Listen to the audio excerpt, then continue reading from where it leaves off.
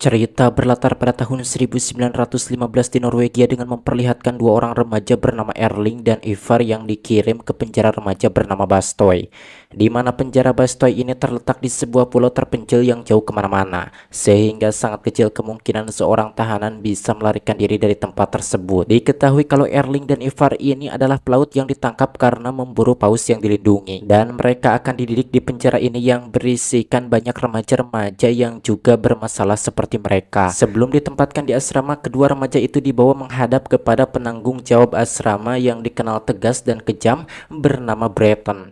Kemudian Breton pun memberitahu mengenai peraturan yang berlaku di penjara ini dan identitas mereka pun diganti dengan kode, di mana Erling dikenal dengan si 19 dan Ivar sebagai si 5. Setelah itu, rambut mereka pun dipotong dan pakaiannya pun diganti seperti anak-anak yang lain.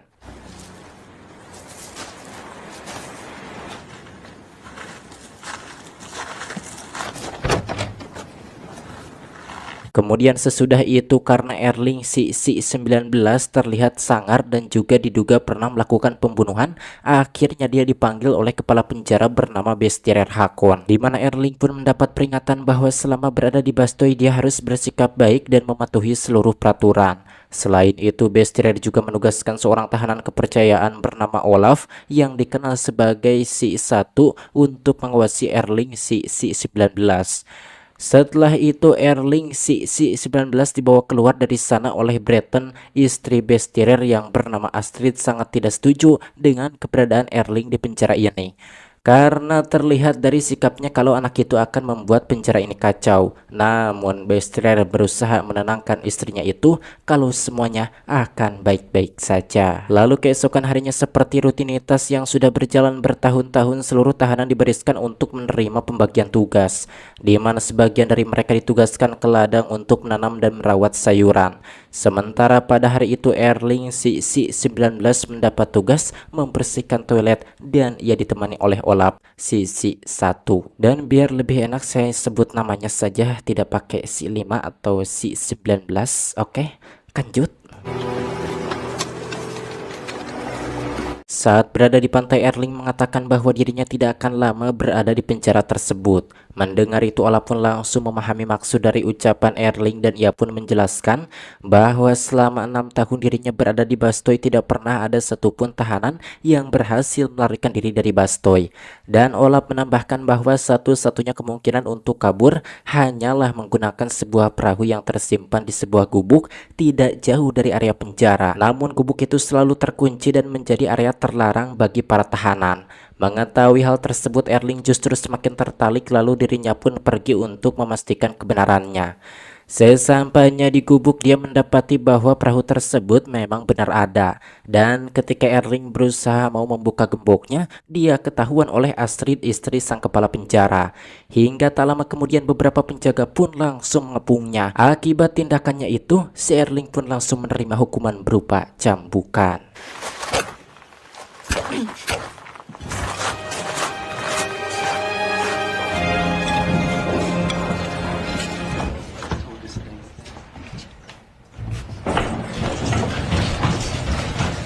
Malam harinya ketika seluruh tahanan hendak tidur, Ivar sangat panik karena jam tangannya tiba-tiba menghilang. Breton yang mendengar keributan itu segera datang dan tanpa perlu waktu lama dia langsung mengetahui siapa pelakunya, yaitu Øystein yang dikenal si 9. Kemudian Øystein pun langsung ditegur dan dijatuhi hukuman tidur dalam posisi berdiri sepanjang malam agar yang lain tidak mengikuti perbuatan buruknya.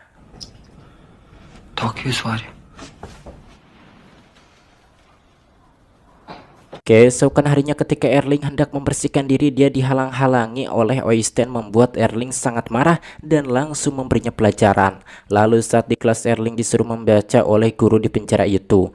Namun Erling tidak bisa membaca tulisan yang ada di depannya karena dia tidak pernah sekolah. Untung saja Olaf dengan sigap membacakan tulisan itu untuknya. Dan sang guru yang tidak hafal nama-nama anak di penjara itu tidak tahu kalau yang membaca tulisan tersebut adalah bukan Erling. Sore harinya saat para tahanan sedang beristirahat, tiba-tiba Breton datang memberitahu Ivar untuk latihan bernyanyi. Tentu saja hal itu membuat teman-temannya sangat keheranan dan merasa curiga kepada Breton. Namun mereka tidak berani berbuat apa-apa. Setelah itu Erling yang tidak bisa membaca meminta Olaf agar membacakan surat yang dikirim oleh kekasihnya. Dan dengan senang hati Olaf pun membacakannya. Jeg håper at du kommer før jul, slik du lovet. Malam harinya saat anak-anak yang lain sudah kerek, Erling dan Olaf yang kebetulan belum tidur, mereka melihat Ivar yang pulang secara diam-diam seperti menangis usai dipanggil latihan menyanyi oleh Breton. Dan sepertinya Breton sudah mengemplud Ivar sehingga Ivar sangat merasa sedih dan terhina. Keesokan harinya saat semua para tahanan sudah berkumpul di lapangan untuk diperiksa kebersihannya, Erling yang mulai tidak menyukai Breton sengaja datang terlambat. Kemudian Erling pun mempermalukan Breton di depan para tahanan bahwa mulut Breton bau alkohol. Padahal jelas peraturan di penjara ini tidak memperbolehkan para petugas untuk meminum minuman haram tersebut. Merasa dirinya dipermalukan, lalu Breton pun melaporkan Erling yang susah disiplin kepada Bestierer hingga akhirnya Erling pun dihukum. Dia disuruh mengangkat batu di cuaca yang sangat dingin.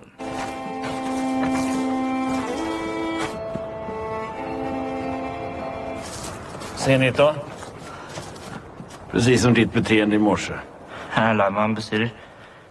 Där hör de hemma. Setelah hukuman selesai, Erling pun memasuki asrama, namun dia mendapati surat miliknya dijadikan bahan ejekan oleh Øystein hingga dirinya pun langsung menghajar anak tengil itu.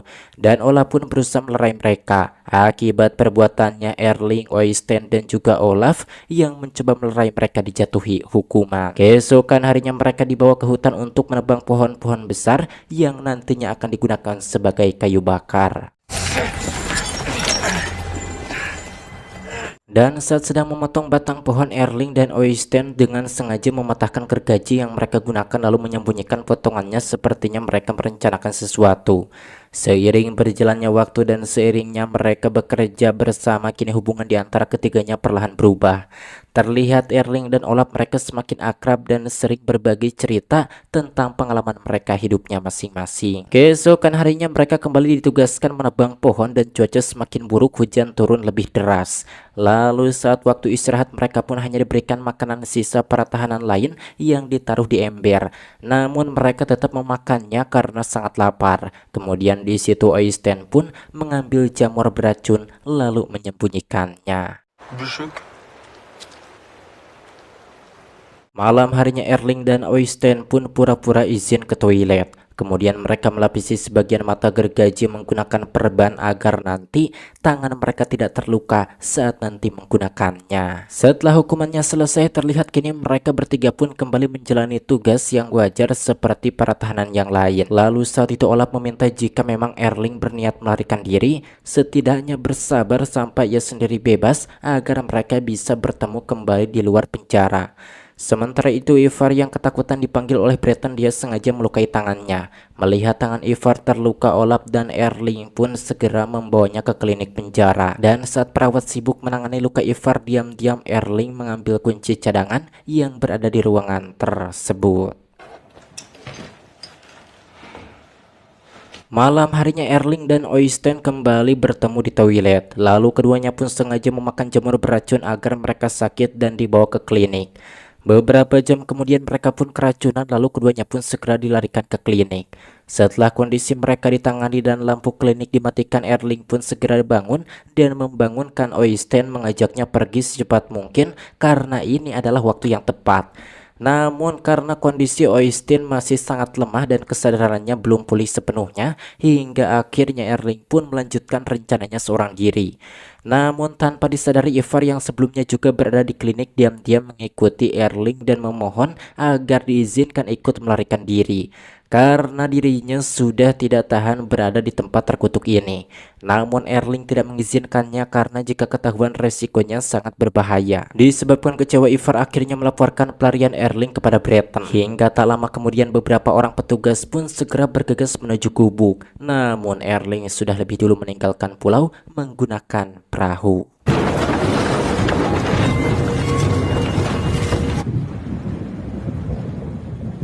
Keesokan harinya seluruh tahanan pun dikumpulkan dan Bestirer si kepala penjara menyampaikan kekecewaannya atas kaburnya Erling, yang mana dia mengatakan bahwa Erling itu egois karena memilih melarikan diri dibandingkan bertanggung jawab dan menebus kesalahannya. Meski begitu Bestirer tidak khawatir karena cepat atau lambat Erling akan tertangkap dan dibawa kembali ke Bastoy. Beberapa hari kemudian Olaf tanpa sengaja memergoki Breton habis mengemplot Ivar di tempat cuci pakaian. Tak lama setelah itu Olaf melihat dua petugas kepolisian menggiring Erling kembali ke pulau.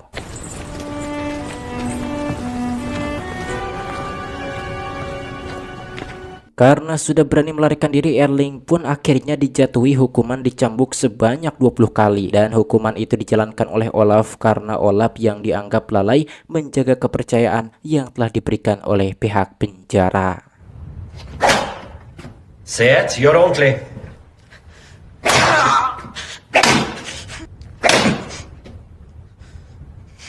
Setelah hukuman tersebut selesai, Erling meluapkan kekecewaannya karena Olaf sudah menuruti perintah Bestirer untuk mencambuknya. Namun Olaf tidak berani melaporkan kepada Bestirer dugaan pelecehan yang dilakukan Breton terhadap Ivar. Di sini mereka berdua pun sempat berkelahi, namun untung saja hal itu tidak berlanjut. Setelah kejadian itu akhirnya Olaf pun memberanikan diri melaporkan hal tersebut kepada Bestirer bahwa Breton sudah melecehkan Ivar, dan ia melihat hal itu dengan mata kepalanya sendiri. Jag såg dem i vaskekällaren.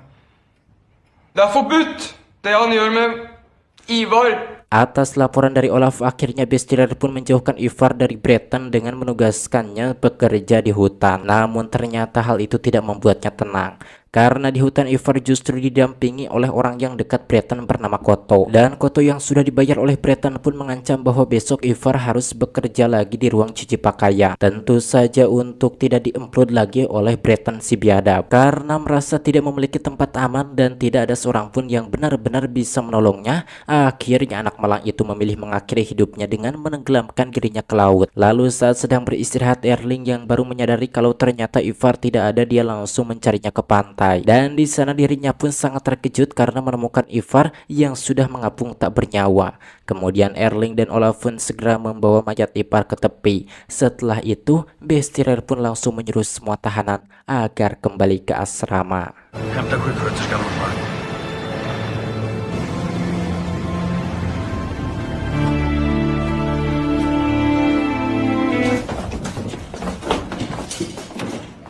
Keesokan harinya Bestirer mengumumkan secara resmi bahwa Ivar meninggal karena diduga mencoba melarikan diri. Tentu saja pernyataan itu membuat Erling dan Olaf sangat kecewa, namun mereka tidak memiliki kuasa untuk membantah.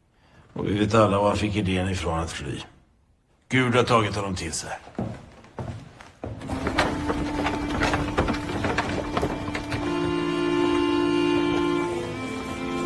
Setelah itu Bestirer pun menemui Breton untuk menindaklanjuti laporan yang disampaikan oleh Olaf mengenai pelecehan yang dilakukan Breton terhadap Ivar. Awalnya pria biadab itu tidak mau mengaku, namun Bestirer menegaskan bahwa Breton tidak akan bisa mengelak karena Olaf melihat perbuatannya dengan mata kepalanya sendiri dan Breton akan dipenjara seumur hidup. Akan tetapi Breton mengancam jika dirinya benar-benar dipenjara, maka ia akan membongkar kebusukan Bestirer yang selama ini sudah menyalahgunakan sebagian besar anggaran penjara untuk kepentingan pribadi, bukan untuk kesejahteraan para tahanan. Mendengar hal tersebut, akhirnya Bestirer memilih jalan aman. Dia meminta Breton meninggalkan Bastoy sampai Olaf satu-satunya saksi perbuatan bejat Breton bebas. Saat itu para tahanan yang melihat Breton pergi pun sangat gembira karena mengira kalau pria biadab itu telah dipecat dan tidak akan kembali lagi ke pulau tersebut.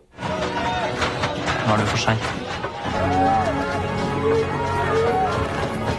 Beberapa hari kemudian penjara memasuki masa menjelang pembebasan dalam waktu 1 minggu. Sejumlah tahanan dijadwalkan bebas dan salah satunya adalah Olaf.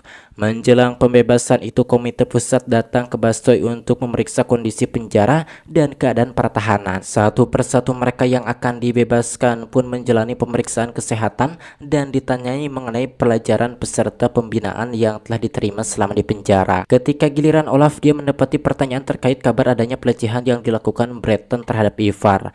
Namun sayangnya ketika Olaf hendak berkata jujur, Bestira segera memotong pembicaraan bahwa anak yang meninggal sebelumnya itu adalah tahanan yang bermasalah dan sulit diatur. Tentu saja pernyataan itu kembali menutup ruang bagi Olaf untuk berkata jujur.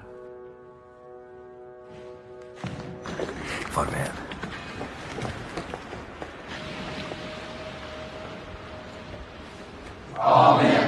Sitt där. Jag ska idag ta farväl av 2 kamrater. Axel Jonsson. Ola Fossen. Har du flere kloke ord du vil at jeg skal ta med meg?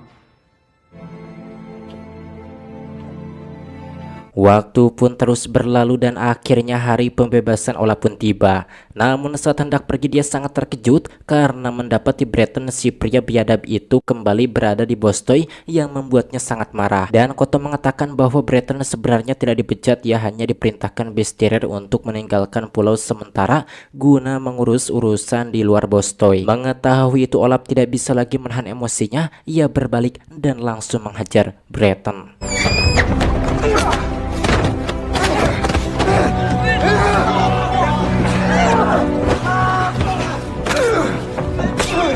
Melihat Olaf dipegangi, Erling pun langsung membantunya diikuti oleh Oystein. Namun mereka yang hanya bertiga akhirnya berhasil dilumpuhkan oleh para penjaga lalu dibawa ke ruang isolasi yang berada di bawah tanah, yaitu sebuah ruangan sempit dengan kasur yang dikelilingi jeruji besi, tempat hukuman paling berat di penjara Bastoy.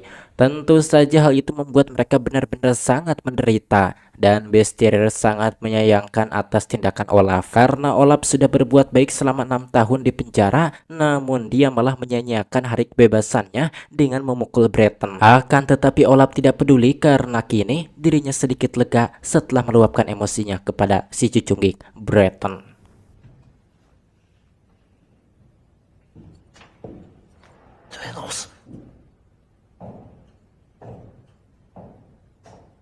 Entah sudah berapa hari ketiganya dikurung di ruang lokasi hingga pada suatu malam seorang penjaga bernama Bjarni yang dulunya merupakan salah satu tahanan di Bastoy dia membebaskan Erling. Lalu Erling pun segera mengeluarkan kedua temannya itu dari jeruji besi tersebut. Keesokan paginya ketika Breton datang untuk melakukan pemeriksaan, mereka pun nekat berusaha merebut ruang kunci isolasi secara paksa dan usahanya pun berhasil. Kemudian mereka pun mengejar Breton yang berusaha kabur.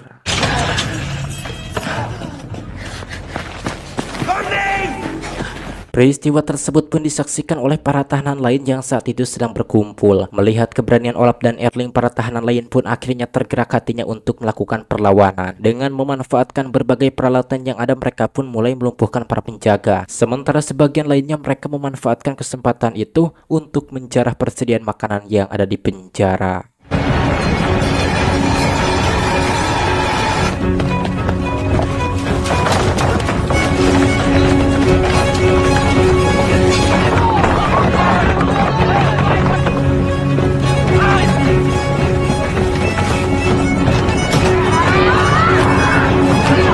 Di sisi lain, Breton yang sedang bersembunyi dirinya dihajar oleh Bjarni yang selama ini sangat benci padanya. Karena ternyata sebenarnya bukan hanya Ivar saja yang korban Breton, namun banyak juga tahanan lain sebelumnya. Lalu Bjarni pun menyerahkan Breton kepada para tahanan. Menyadari situasi sudah terkendali, Besteirer pun segera keluar dan berusaha menyelamatkan diri. Awalnya mereka pun berniat menghajarnya, namun Erling memilih membiarkannya pergi. Sehingga akhirnya Besteirer pun berhasil pergi menaiki kapal bersama beberapa penjaga lainnya. Dan untuk pertama kalinya kini penjara Bastoy pun sepenuhnya dikuasai oleh para tahanan. Tidak ada lagi penjaga, tidak ada lagi perintah, kini mereka bebas melakukan apa saja.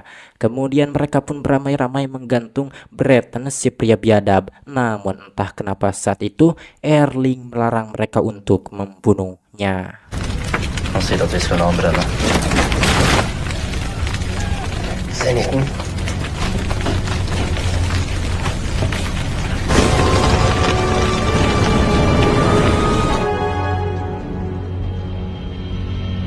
Setelah itu terlihat Olaf duduk di ruangan Breton sambil memikirkan konsekuensi dari apa yang telah mereka lakukan. Ia pun sadar meski Bastoy kini berada di tangan mereka, namun waktu mereka sangat terbatas karena bantuan dari luar pasti akan datang. Singkat cerita, keesokan harinya Erling dan Olaf pun segera menggerakkan para tahanan untuk mengambil perahu dan mendorongnya ke laut. Namun saat mereka akan melarikan diri, tiba-tiba sebuah kapal angkatan laut datang yang siap mengambil alih keadaan. Lantas Olaf dan Erling pun langsung berlari dan memperingatkan para tahanan yang lain agar bersembunyi.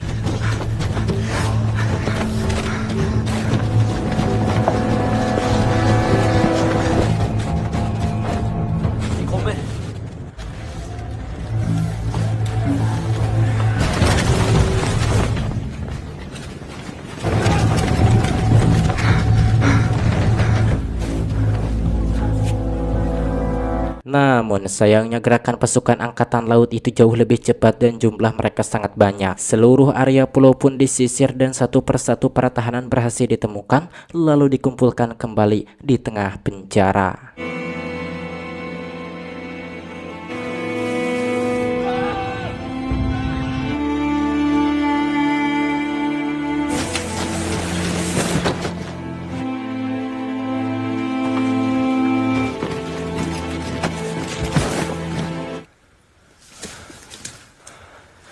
Di tengah kekacauan itu, Erling, Olaf, dan Øystein yang tidak tertangkap mereka keluar dari persembunyian. Kemudian mereka pun pergi dari sana berniat menyeberangi teluk yang sudah membeku. Namun belum jauh mereka melangkah terdengar teriakan tentara. Dalam kondisi panik sialnya, Øystein berlari ke arah yang salah dan justru mendekati posisi pasukan. Alhasil dirinya pun tertangkap.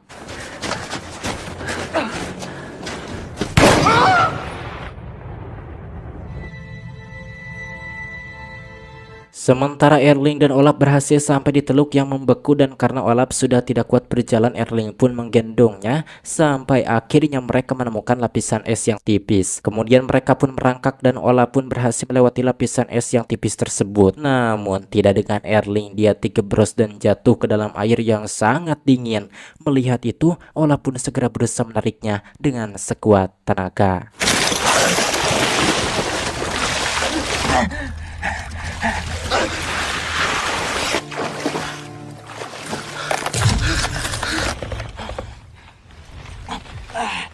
Namun Olaf tidak mampu melakukannya hingga akhirnya Erling yang sudah tidak kuat menahan dingin pun meninggal. Dengan hati yang sangat hancur, Olaf pun terpaksa melanjutkan perjalanan seorang diri membawa beban kehilangan yang tidak mudah dilupakan. Akhirnya Olaf pun berhasil melintasi teluk yang membeku dan keluar dari Pulau Bastoy dengan selamat. Beberapa tahun kemudian setelah kejadian tersebut, Olaf menjalani hidup baru dan bekerja sebagai kru kapal. Suatu hari kapal yang ia tumpangi melintas di perairan dekat Bastoy. Saat melihat pulau itu, Olaf pun mengingat kembali masa-masa sulit dan perjuangannya bersama Erling, sahabat baiknya yang kini sudah tiada. Di akhir cerita kita diperlihatkan dengan beberapa rekaman yang memperlihatkan kondisi para tahanan di Bastoy pada masa itu.